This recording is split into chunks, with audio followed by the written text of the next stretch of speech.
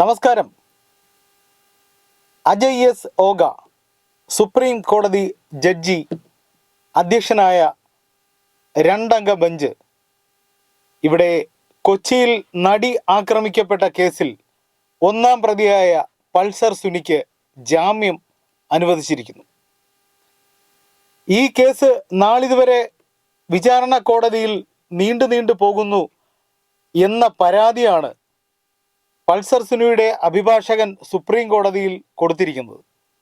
Supreme കോടതിയിൽ കൊടുത്ത ആ പരാതിയുടെ അടിസ്ഥാനത്തിലാണ് സുപ്രീം കോടതി വിചാരണ കോടതിയോട് നിരന്തരമായി ചോദിച്ചുകൊണ്ടിരിക്കുന്നു, ഈ കേസ് എന്ന് അവസാനിക്കും, ഇതിൻ്റെ വിധി എന്ന് വരും, എത്രയും വേഗത്തിൽ ഇതിൻ്റെ വിചാരണ പൂർത്തിയാക്കണം എന്നൊക്കെ നിരന്തരമായിട്ട് സുപ്രീം കോടതി വിചാരണ കോടതിയോട് പറഞ്ഞുകൊണ്ടിരിക്കുന്നു.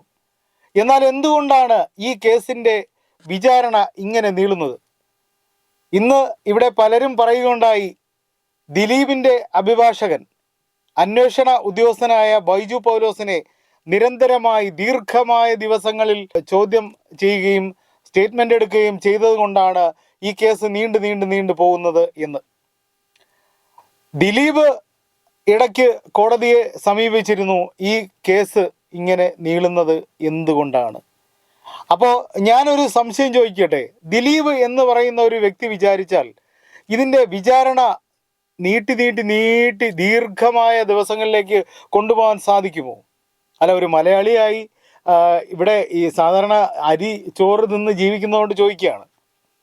അങ്ങനെ ഒരു ചോദ്യം ഈ സമൂഹത്തിൽ 80% പേർക്കെങ്കിലും മനസ്സിലുണ്ടാവും.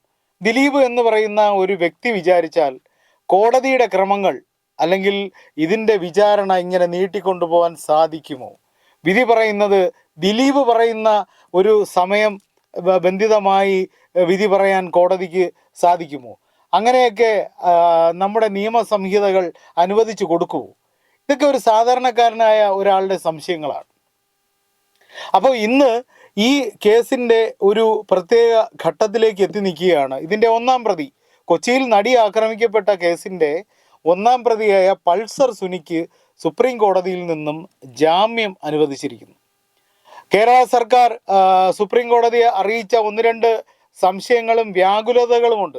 ഈ ജാമ്യം അനുവദിച്ചപ്പോഴും സുപ്രീം കോടതി പറഞ്ഞിരിക്കുന്നത്, ഈ കേസിൻ്റെ വിചാരണ ഇത്രയും നാൾ നീട്ടിക്കൊണ്ടു പോകുന്നത് എന്തുകൊണ്ടാണ്, ഇത്രയും വർഷം 7 വർഷത്തിലധികം ജയിലിൽ കിടക്കേണ്ട, വിചാരണ തടവുകാരനായി കിടക്കേണ്ട ഒരു അവസ്ഥ പൾസർ സുനിക്ക് വന്നിരിക്കുന്നു. നിരന്തരമായി ജാമ്യാപേക്ഷ, പൾസർ സുനിയുടെ ജാമ്യാപേക്ഷ തള്ളിക്കളഞ്ഞിരുന്നു മുമ്പ്. എന്നാൽ ഇന്നിതാ പൾസർ സുനിക്ക് ജാമ്യം ലഭിച്ചിരിക്കുന്നു. ഇതിനു മുമ്പ് പൾസർ സുനിയുടെ പിതാവ് മരിച്ച സമയത്താണ് പൾസർ സുനിക്ക് ജാമ്യം ലഭിച്ചിരുന്നത്. എന്തുകൊണ്ടാണ് ബൈജു പൗലോസിനെ ഇത്രയും ദിവസം വിസ്തരിച്ചത് എന്നുള്ള ചോദ്യം സുപ്രീം കോടതിയുടെ ഭാഗത്ത് നിന്ന് വരുന്നു. ഇപ്പോൾ നമുക്കറിയില്ല ഈ കാര്യം, ഈ കേസിൻ്റെ നാൾ വഴികൾ നമുക്കറിയില്ല. 90ഓളം ദിവസങ്ങൾ, 106 ദിവസം വിസ്തരിച്ചു എന്നാണ് നമുക്കറിയാൻ കഴിയുന്നത്. അപ്പോൾ എന്തിനാണ് ഇത്രയും ദിവസങ്ങൾ ഒരു കേസ് അന്വേഷിക്കുന്ന ഉദ്യോഗസ്ഥനെ വിസ്തരിക്കേണ്ടി വന്നത് എന്നത് ഒരു ചോദ്യചിഹ്നമാണ്. ഇവിടെ ഇപ്പോൾ പൾസർ സുനിക്ക് ജാമ്യം ലഭിച്ചിരിക്കുമ്പോൾ സുപ്രീം കോടതി പറയുന്നത്, ഈ കേസ് എത്രയോ പ്രാവശ്യം സുപ്രീം കോടതി ഉത്തരവിട്ടിട്ടുള്ളതാണ്, ഇതിൻ്റെ വിചാരണ എത്രയും വേഗം പൂർത്തിയാക്കണം, ഇനി വിസ്തരിക്കാനുള്ളവരെ വളരെ വേഗത്തിൽ വിസ്തരിച്ച് കേസിൻ്റെ അന്തിമ വാദത്തിലേക്ക് എത്തിച്ചേരണം, അല്ലെങ്കിൽ അന്തിമ വിധി വരുന്ന തരത്തിലേക്ക് ഇത് എത്തിച്ചേരണമെന്ന് സുപ്രീം കോടതി 1-2 തവണ വിചാരണ കോടതിയോട് പറഞ്ഞിട്ടുള്ളതാണ്. ഇവിടെ നമ്മൾ ആലോചിക്കേണ്ടത്, ദിലീപിൻ്റെ അഭിഭാഷകർ ഇതിൻ്റെ കേസ് അല്ലെങ്കിൽ വിസ്താരം ഈ ബൈജു പൗലോസ് അടക്കമുള്ള ഉദ്യോഗസ്ഥരെ ഇങ്ങനെ വിസ്തരിച്ച് 100 ദിവസവും 90 ദിവസവും ഒക്കെ കൊണ്ടുപോകുന്നത് എന്തിനാണ് എന്നൊരു ചോദ്യം സാധാരണക്കാരുടെ മനസ്സിലുണ്ടാവും. നമുക്കറിയാൻ പറ്റില്ല. കാരണം ഇതിനു മുമ്പ് ഈ ഒരു നടൻ, അതായത് ദിലീപ് എന്ന് പറയുന്ന നടൻ, കുറ്റാരോപിതനായ ഈ നടനെ 80 ദിവസം ജയിലിനുള്ളിൽ ആക്കിയതും ഈ പറയുന്ന നിയമവ്യവസ്ഥയാണ്. അതേ നിയമവ്യവസ്ഥയിലൂടെ ഈ ഒരു അഭിഭാഷകനെ, ഒരു അഭിഭാഷകൻ ഒരു കേസ് അന്വേഷിക്കുന്ന ഉദ്യോഗസ്ഥനെ 90 ദിവസം വിസ്തരിച്ചു എന്ന് പറയുമ്പോൾ സാധാരണക്കാർ ഇത് രണ്ടും കൂടെ കൂട്ടി വായിക്കാനായിട്ട് സാധിക്കും. എന്തിനാണ് ദിലീപിനെ 80 ദിവസത്തിലധികം ജയിലിൽ ഇട്ടു എന്നുള്ള ഒരു ചോദ്യം ഒരു വശത്ത്. ആ ഒരു വശത്ത് ഈ ഒരു ചോദ്യം വരുമ്പോൾ മറുവശത്ത് കോടതി ചോദിക്കുന്നു വിചാരണ കോടതിയോട്, എന്തിനാണ് ഈ വിചാരണ ഇങ്ങനെ നീട്ടിക്കൊണ്ടു പോകുന്നത്? നമുക്ക് മനസ്സിലാക്കാൻ കഴിയുന്നത് ഏകദേശം ഡിസംബർ മാസം ആകും, ഡിസംബർ മാസത്തിലേക്ക് പോകും ഇതിൻ്റെ അന്തിമവാദം ഉണ്ടാകാനായി.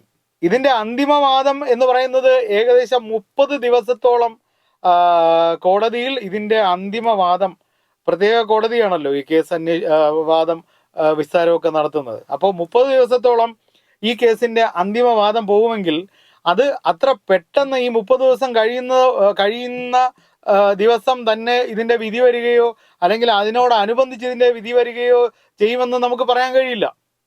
ഒരുപാട് പ്രൊസീജിയേഴ്സ് ഉണ്ട്, ഒരുപാട് പ്രക്രിയകളുണ്ട്. ഇപ്പോൾ ഈ ഇതിൻ്റെ മെമ്മറി കാർഡിൻ്റെ ഹാഷ് വാല്യൂ മാറിയിട്ടുണ്ട് എന്ന് ലാബ് റിപ്പോർട്ടുണ്ട്.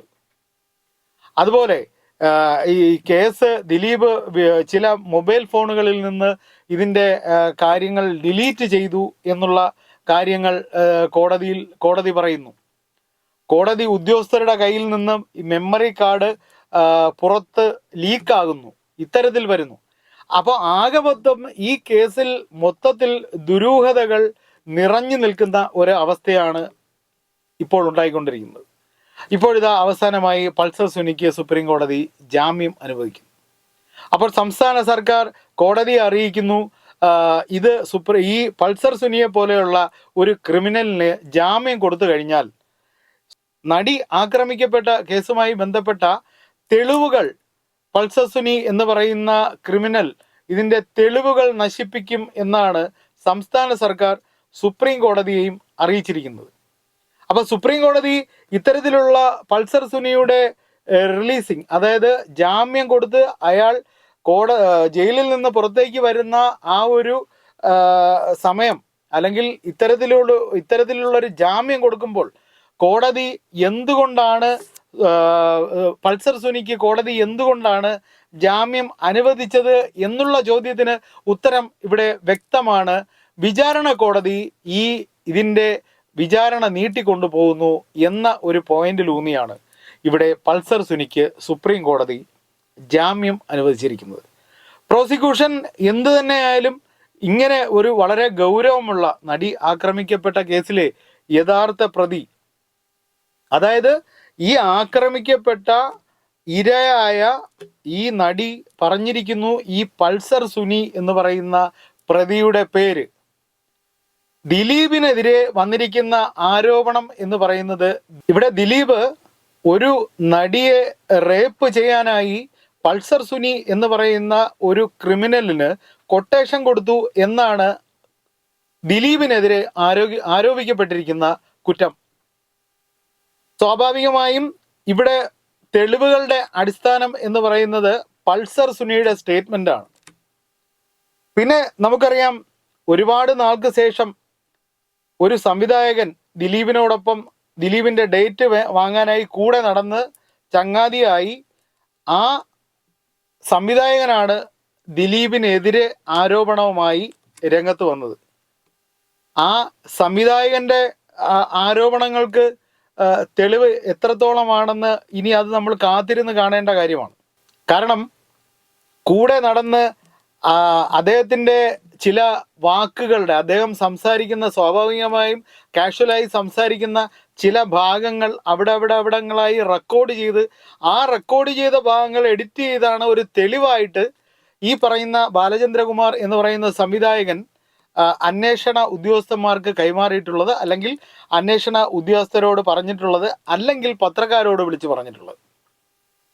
അപ്പോൾ ഇത്തരത്തിൽ ഉണ്ടാക്കിയെടുത്ത എവിഡൻസുകൾക്ക് എത്രത്തോളം പ്രാധാന്യമുണ്ട്, അല്ലെങ്കിൽ കോടതിയും അന്വേഷണ ഉദ്യോഗസ്ഥരും കിട്ടുന്ന തെളിവുകളുടെ ബലം എത്രത്തോളം ആണെന്ന് നമുക്കറിയാൻ കഴിഞ്ഞിട്ടില്ല. നമ്മൾ കണ്ടത് കണ്ടിട്ടുള്ളത് പത്രമാധ്യമങ്ങളിലൂടെ വരുന്ന കാര്യങ്ങളാണ്. പത്രമാധ്യമങ്ങളിലൂടെ വരുന്ന കാര്യങ്ങളുടെ സത്യാവസ്ഥ നമുക്ക് തന്നെ ആലോചിക്കുമ്പോൾ ചില സമയത്ത് ചിരി വരും. കാരണം ഒരു അന്വേഷണ ഉദ്യോഗസ്ഥനെ അല്ലെങ്കിൽ ഒരു പോലീസ് ഉദ്യോഗസ്ഥനെ ഫോണിൽ വിളിച്ച് ഒരാൾ സംസാരിക്കുകയാണ്. അപ്പോൾ ഫോണിൽ വിളിച്ച് സംസാരിക്കുമ്പോൾ ചാനലുകളിൽ എഴുതി കാണിക്കുന്നു ദിലീപിന്റെ ഭാര്യയെ അറസ്റ്റ് ചെയ്തു, ഭാര്യയുടെ അമ്മയെ ഉടൻ അറസ്റ്റ് ചെയ്യും എന്ന് ചാനലുകളിൽ എഴുതി കാണിക്കുന്നു. അപ്പോൾ ഇതേ കാര്യം പോലീസുകാരോട് ചോദിക്കുമ്പോൾ അവർ പറയുന്നത് ഇങ്ങനെ ഒരു സംഭവമേ ഞങ്ങൾ അറിഞ്ഞിട്ടില്ല. ദിലീപിന്റെ ഭാര്യയെ അറസ്റ്റ് ചെയ്യാൻ ഉദ്ദേശിക്കുന്നെന്നോ ചോദ്യം ചെയ്യാൻ ഉദ്ദേശിക്കുന്നെന്നോ ദിലീപിന്റെ ഭാര്യയുടെ അമ്മയെ ചോദ്യം ചെയ്യാൻ ഉദ്ദേശിക്കുന്നെന്നോ അല്ലെങ്കിൽ അറസ്റ്റ് ചെയ്യാൻ ഉദ്ദേശിക്കുന്നതോ ഈ കാര്യമൊന്നും ഞങ്ങൾക്കറിയില്ല. അപ്പൊ ഇത് ആരാണ് ഇവിടെ ഈ ഇത്തരം തീരുമാനങ്ങൾ ജനങ്ങൾക്ക് മുന്നിലേക്ക് പടച്ചുവിടുന്നത്? സ്വാഭാവികമായും അവര് പറയുന്നത്, പത്രക്കാർ പറയുന്നത്, ജനങ്ങളുടെ നാവാണ് ഞങ്ങളുടെ ചോദ്യം. ജനങ്ങൾക്ക് ഇങ്ങനെയുള്ള ചോദ്യങ്ങൾ ചോദിച്ച് ജനങ്ങൾക്ക് റേറ്റിംഗ് ഉണ്ടാക്കേണ്ട കാര്യമില്ല. ഇവിടെ റേറ്റിംഗ് ആർക്കാണ് ആവശ്യം? റേറ്റിംഗ് ഇത്തരത്തിലുള്ള ചാനലുകൾക്കും പത്രമാധ്യമങ്ങൾക്കുമാണ്. അപ്പോൾ സത്യമായി വിളിച്ചു പറഞ്ഞ് റേറ്റിംഗ് ഉണ്ടാക്കാൻ ഇവിടെ ശ്രമിക്കുന്നില്ല. എക്സ്ക്ലൂസീവ് ന്യൂസ് ഉണ്ടാക്കിയെടുക്കുവാൻ ഇങ്ങനെയുള്ള ചില വാർത്തകൾ പടച്ചുവിട്ട് റേറ്റിംഗും കാശും ഉണ്ടാക്കാം. അതുകൊണ്ട് ഞാൻ പറയുകയാണ്, ദിലീപ് എന്ന് പറയുന്ന നടന്റെ കേസുമായി ബന്ധപ്പെട്ട് മലയാളികൾ അല്ലെങ്കിൽ നമ്മൾ വായിച്ചറിഞ്ഞ കാര്യങ്ങൾ ആയിരിക്കണമെന്നില്ല നാളെ കോടതിയിൽ സമർത്ഥിക്കേണ്ടതും അല്ലെങ്കിൽ കോടതിയിൽ വാദിക്കേണ്ടതും കോടതിയുടെ വിസ്താരത്തിലേക്ക് വരുന്നതും വിചാരണ കാലയളവിൽ അനുഭവിച്ച കാര്യങ്ങളുമൊക്കെ ഈ കാലഘട്ടം കഴിയുമ്പോൾ, ഈ വിചാരണ കാലഘട്ടം കഴിയുമ്പോൾ സത്യമായി പുറത്തു വരുന്നു. കുറ്റം ചെയ്തിട്ടുണ്ടെങ്കിൽ ശിക്ഷ അനുഭവിക്കണം. കുറ്റം ചെയ്യാതെ ആരും ശിക്ഷിക്കപ്പെടേണ്ട കാര്യം ഇവിടെ ഇല്ല. കുറ്റം ചെയ്യാതെ ശിക്ഷ അനുഭവിക്കേണ്ടി വരുന്നവരുടെ മാനസിക അവസ്ഥ നാളെ എല്ലാം ഒരുപോലെ ഇരിക്കണമെന്നില്ല. നിങ്ങൾക്കും ഞങ്ങൾക്കുമൊക്കെ കുറ്റം ചെയ്യാതെ ശിക്ഷ അനുഭവിക്കേണ്ടി വരുമ്പോൾ തകർന്നു പോകുന്ന മനുഷ്യരാണ്, കുടുംബങ്ങൾ തകർന്നു പോകുന്നു.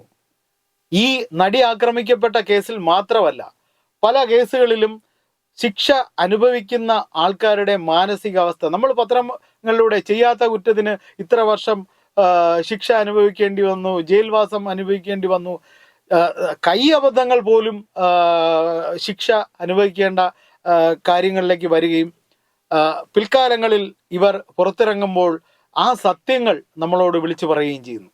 അതുപോലെ ഈ കേസ്, ഈ പ്രതികൾ എന്ന് ആരോപിക്കപ്പെടുന്നവർ കുറ്റം ചെയ്തിട്ടുണ്ടെങ്കിൽ തീർച്ചയായും ശിക്ഷ അനുഭവിക്കട്ടെ. അല്ലെങ്കിൽ മാനസികമായി തളർന്നുപോയ അവരെ സമൂഹത്തിൻ്റെ ഉന്നതിയിലേക്ക് ഉയർത്തിക്കൊണ്ടുവരാൻ നമ്മളെല്ലാവരും പരിശ്രമിക്കണം എന്ന് മാത്രം പറയുന്നു. ഒരു ചെറിയ ടെൻഷനോടെ ക്രിമിനലുകൾക്ക് ജാമ്യം ലഭിക്കുമ്പോൾ മലയാളികൾ പേടിക്കണം. നിരന്തരമായ ക്രിമിനൽ കുറ്റങ്ങൾ ചെയ്തവരെ തുറന്നുവിടുന്ന കോടതിയോട് ഭയത്തോടെ ഞാൻ പറയുന്നു, കോടതികൾ ഇനിയും ചിന്തിച്ച് മാത്രമേ ഓരോ ക്രിമിനലുകൾക്കും ജാമ്യം കൊടുക്കണോ വേണ്ടയോ എന്ന് തീരുമാനിക്കേണ്ടത്. ഫ്രെയിം ടു ഫ്രെയിമിന്റെ ഒരു എപ്പിസോഡ് കൂടി ഇവിടെ അവസാനിക്കുന്നു. പുതിയ വിശേഷങ്ങളുമായി മറ്റൊരു എപ്പിസോഡിൽ നമുക്ക് വീണ്ടും കാണാം. ബൈ.